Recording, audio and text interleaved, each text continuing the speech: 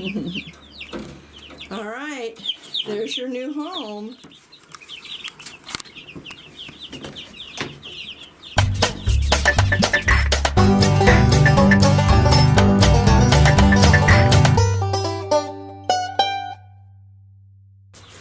Okay, let's get this brooder put together here. We got some, what is this? Peat moss. Peat moss. Forgot for a second. Which we've had a lot of luck with by using it. Yes, it's done a great job. It's done a great job.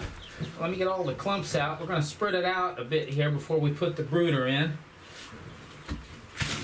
We have an Ohio Brooder that we're going to be putting in here. We've used it for a group of 90 chicks last fall. And now we're getting ready for these 35 chicks to get them in here.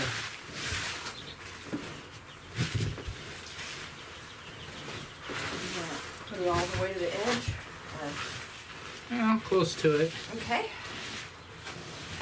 So if you've never seen an Ohio Brooder, it's pretty cool, and we'll show you it. I know we had some on the blog last year, but we'll do it again.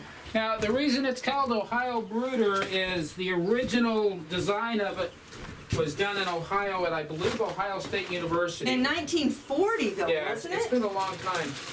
Do you want And to use this around the edges or not at all? we'll see if we need it. Okay. I'm going to set it outside. Okay. We got it from people here at Norton Creek Farm. I can never get their name. Robert.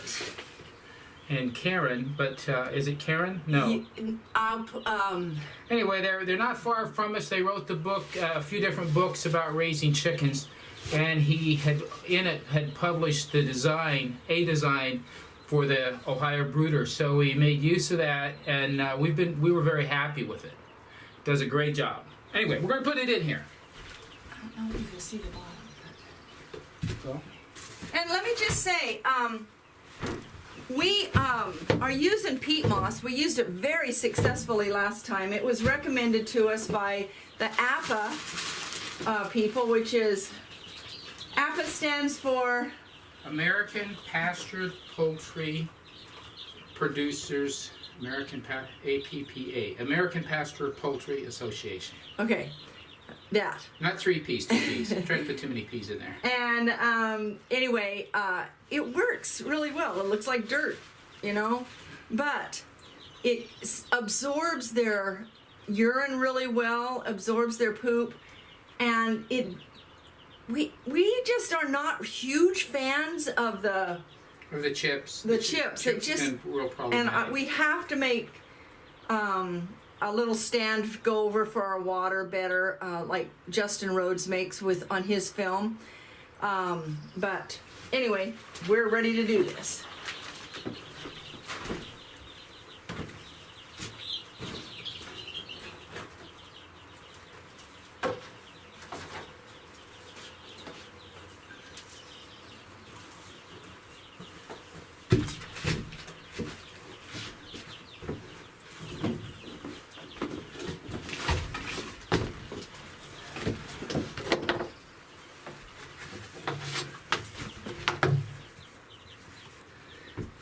So, Why don't you run the camera and I can talk about all how right, this guy's put I'm going to together. hold this up a little bit. What we have is lights, Trying to join me here. lights here In fact, I have one of the bulbs. and there. So on both sides, I'm going to hold this up so you can see the whole thing. Anyway, it's a square and it's off the ground. So it goes. And what we'll demonstrate over time is as the chicks get older, we put a 2x4 under each of the legs to raise it up another 2 inches, so that actually reduces the temperature. There is a lid that goes on this. This time of year we may not need the lid. But the idea is during the first week you want the chicks to be around 95 degrees, and then each week after that you want to reduce the temperature a bit. So we keep raising it on blocks and then watching their reaction to it. And if they're hanging around the light, then it's probably in a good place. It may need to go lower.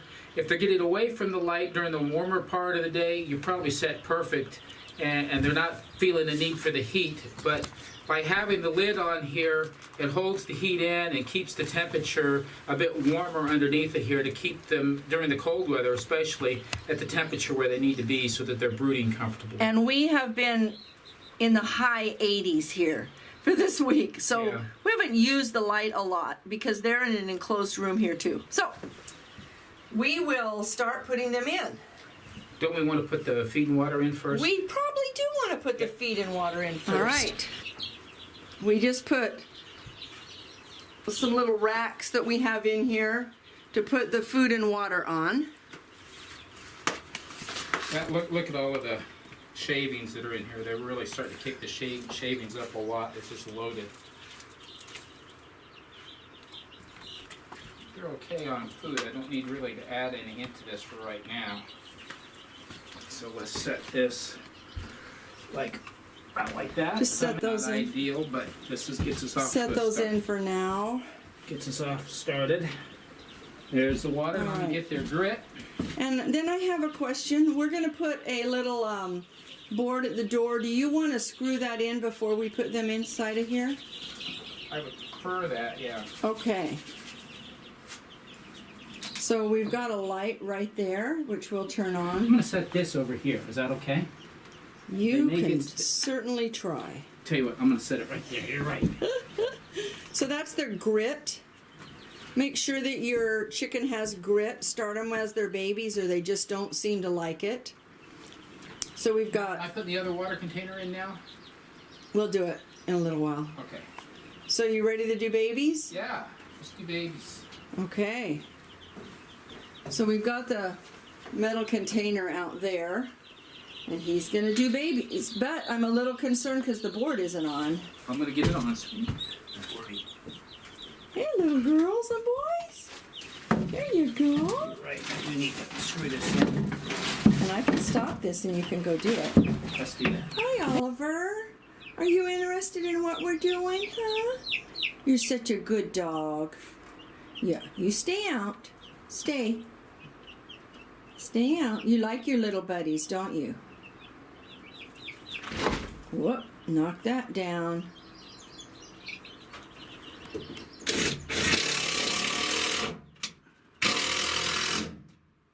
I bet you just need one. It's not going anywhere. Okay, that's done. Hey, little ones. We're going to bring you a bunch of people now.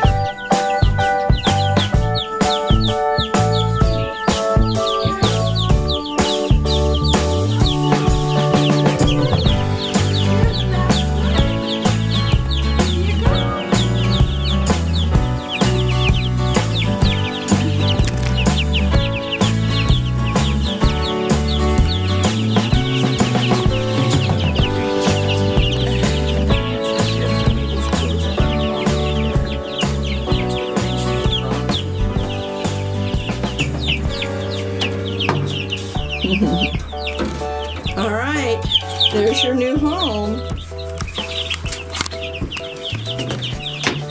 Okay, so we're going to turn the light on just to show you. There you go. Now the beauty of this is if they need heat, then they can be right up by the light. If they don't, can you see? They can venture outside and go into different areas. And they'll have this whole, this is an 8-foot by 8-foot area. And let me just show you. It's got screens up here on both sides, so they have plenty of ventilation. There's actually a door right here at the bottom that opens up and goes outside to the chicken yard, which we can use later, but we've got it sealed shut right now. And this is extremely pet predator proof because we built it last year when we had bear in the area. And the yard outside is extremely predator proof. So last year when we built this, we also put an outlet in here.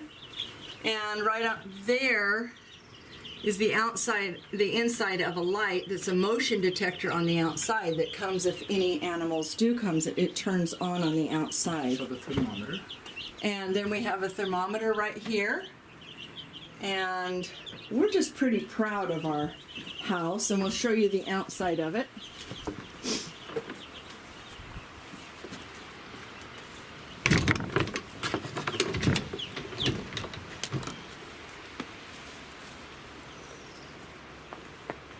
So this is the outside of our house. Way cute, huh? We think so.